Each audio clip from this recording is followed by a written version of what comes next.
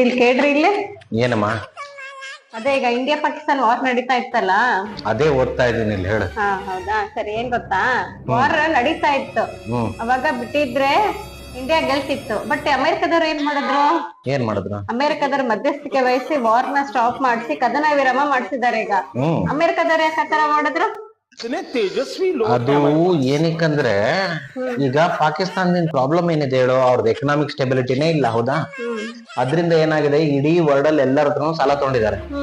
ಈಗ ನಾವು ಇಂಡಿಯಾ ಇರೋ ಫೋರ್ಸ್ ಅಲ್ಲಿ ನೋಡಿದ್ರೆ ಇನ್ನೊಂದ್ ಸ್ವಲ್ಪ ದಿನದಲ್ಲಿ ಪೂರ್ತಿ ಪಾಕಿಸ್ತಾನನೇ ಅಕ್ವೈರ್ ಮಾಡ್ಕೊಂಡ್ಬಿಡ್ತಾರೆ. ಆಮೇಲೆ ಪಾಕಿಸ್ತಾನ ಅನ್ನೋದು ಹೆಸರಲ್ಲೇ ಇರಲ್ಲ, ಫುಲ್ ಇಂಡಿಯಾನೇ ಆಗ್ಬಿಡತ್ತೆ. ಬಟ್ ಈಗ ಸಾಲ ಕೊಟ್ಟವರೆಲ್ಲ ಏನ್ ಮಾಡ್ಬೇಕು? ಯಾರ್ದ್ರ ಸಾಲ ಇಸ್ಕೊಬೇಕು? ಪಾಕಿಸ್ತಾನ ಹತ್ರನೇ ಇಸ್ಕೊಬೇಕು ತಾನೆ. ಈಗ ಪಾಕಿಸ್ತಾನ ಇಲ್ಲ ಅಂದ್ಮೇಲೆ ಯಾರ್ದ್ರ ಸಾಲ ಇಸ್ಕೊತಾರೆ? ಅದಕ್ಕೆ ಇಡೀ ವರ್ಲ್ಡ್ ಎಲ್ಲರೂ ಫೋರ್ಸ್ ಮಾಡಿ ಹೇಳ್ತಾ ಇರೋದು, ನಮ್ ಸಾಲ ತೀರಿಸ್ಲಿ ಪಾಕಿಸ್ತಾನದವರು, ಆಮೇಲೆ ನೀವು ಏನ್ ಬೇಕಾರ ಮಾಡ್ರಿ ಅಂತ ಹೇಳ್ತಾ ಇದ್ದಾರೆ. ಏನ್ ಅನ್ಕೊಂಡಿದ್ಯಾ? ಮತ್ತೆ ನಾವು ಅಂದ್ರೆ ಏನೋ, ನಮ್ ನಾಲೆಡ್ಜ್ ಅಂದ್ರೆ ಏನ್? ಮತ್ತೆ ಸರಿ ಆಯ್ತು, ಈಗ ಪೇಪರ್ ಓದದ್ ಬಿಡ್ರಿ, ಅಲ್ಲೋ ಕ್ಲೀನ್ ಮಾಡೋಗ್ರಿ, ಓದಿದ್ ಜಾಸ್ತಿ ಆಯ್ತು.